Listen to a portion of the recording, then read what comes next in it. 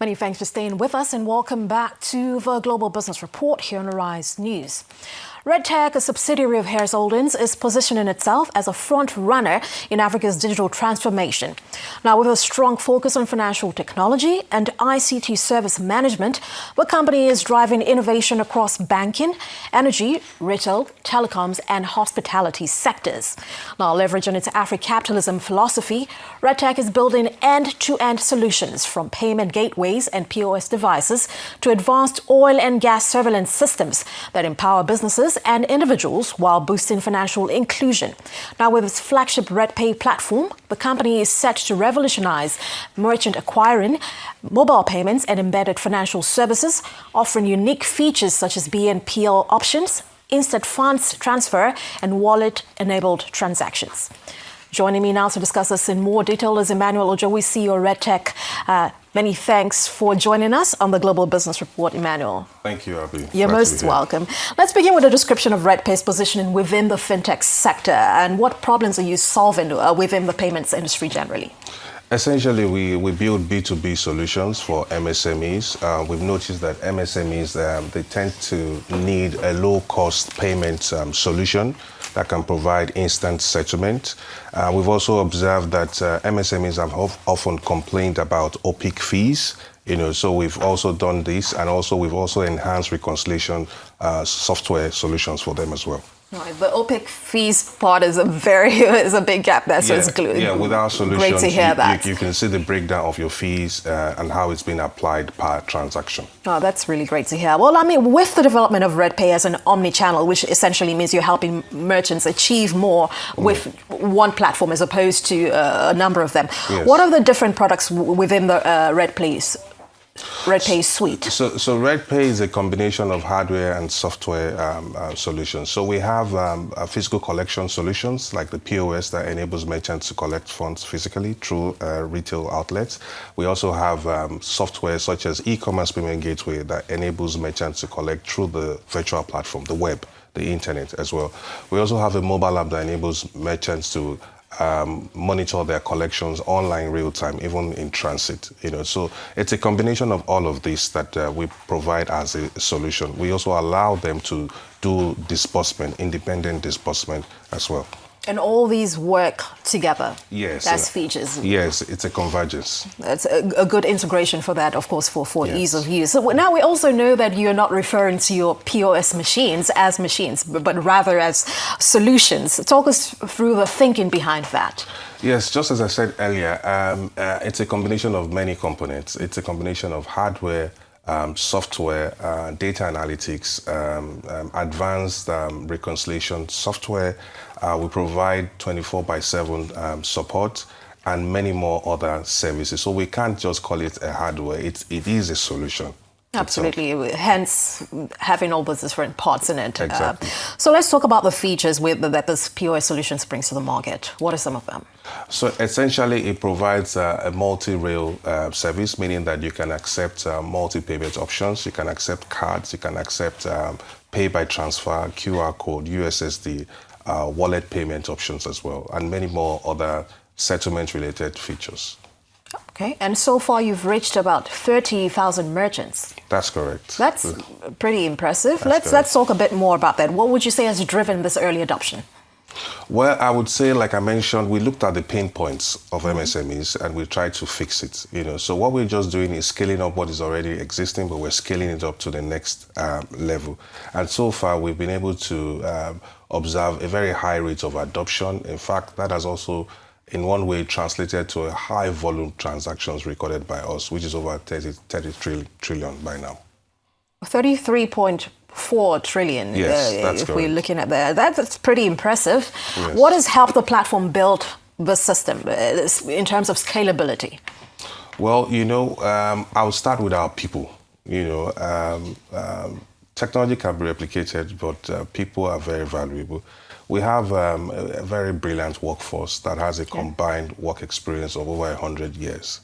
So that brings a very solid value to the table. We also have very solid technology solutions, as I mentioned earlier, whereby it entails integrity, it ensures transparency, and also it goes through a rigorous process, of high performance. It goes through a stress test, and ensures that we also do ethical testing on it as well. So all of this, brings about confidence to the consumer, essentially. All right. Speaking of that, let's talk innovation now. It does sound like quite a sophisticated technology with what you've said, hardware, software, and other parts, other moving parts as well. In what ways, when we talk about innovation aligning with compliance, so that RedPay products are a lot more forward-thinking, while operating within, of course, a stipulated regulatory environment, what would you say the features that have made this come together are? Compliance is non-negotiable in our world because with compliance, consumers are well protected, and it also ensures that we build systems that have integrity and are very, very well scalable. So I would say compliance. However, innovation leads. It's ahead of regulation. But what we pray for is not to have an over-regulated environment. But I still agree that compliance is non-negotiable. Yeah, it's certainly very key. That part cannot be debated. But let's look at the overall holistic financial services ecosystem. What multiplier effect would you say RedPay will ultimately have on this ecosystem? Well, I like the word ecosystem. What we're simply doing at RedTech using RedPay is just to expand on the acceptance solution. Today, we have over 40 million MSMEs in our country. A record shows that in the whole country, we have just about 8 million registered POS terminals, and about 5 million are active. So right now, what RedTech is doing is coming as an addition to expand that acceptance point in the country. That's pretty much it. And also, tackling some of the existing pain points I've mentioned, providing transparency to some of the opaque fees observed and complained about merchants, also providing advanced reconciliation software for them so that they can do more of data analytics and separate their costs from their income, providing them with 24/7 support as well. So these are all the things that we bring together in adding to the society. I know we use quite a number of technicalities, of course, because you're describing a sophisticated innovation, so to say. But who are your ideal users? MSMEs and individuals.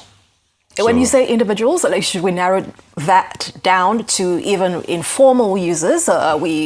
The layman who's got an informal business? So I'll start with the MSMEs. So MSMEs, obviously, micro businesses, small and medium enterprises, they have need for collections, because obviously there's an undertone in every transaction, which has to end with payments. How do they collect? How do they receive payments? And how do we expand the means by which they receive payments? So this is very, very crucial because MSMEs, they contribute about 46% to our GDP as a country. So they're a significant group of entities. So they are a priority to the RedPay solution. Now, on the other side, B2C, we also have B2C solutions for individuals to be able to make utility payments online, top-up services, instant P2P transfers as well. But the priorities are MSMEs, essentially. And quite a wide pool of users there, technically. And of course, with the right sensitization, certain pools of it will catch up as time goes on as well. RedPay is an indigenous-backed startup, isn't it? Yes. Yeah. What message would you say this sends to foreign and domestic investors within the fintech space across Africa? Well, the message we send is that Africa can build a world-class fintech with local insights. So for local investors, I would say it's a real economy play. They need to look out for us. And for foreign investors, with RedPay, they can find a compliant, credible, and execution-focused partner that can go along with them into the continent of Africa. Refreshing to hear. I want to wrap up. We're talking about RedTech now. Of course, it falls under the Africapitalism philosophy. Could you speak a bit more specifically about how this fits into the Africapitalism philosophy? Well, if I'm to speak about Africapitalism, I have to first recognize my group chairman, Mr. Tony Elumelu, CFR. He has done a phenomenal job in growing, in championing this cause through the Tony Elumelu Foundation. Now, before I go further, what is Africapitalism? It's basically about private enterprise driving a broad-based prosperity. Now, where does RedPay come in?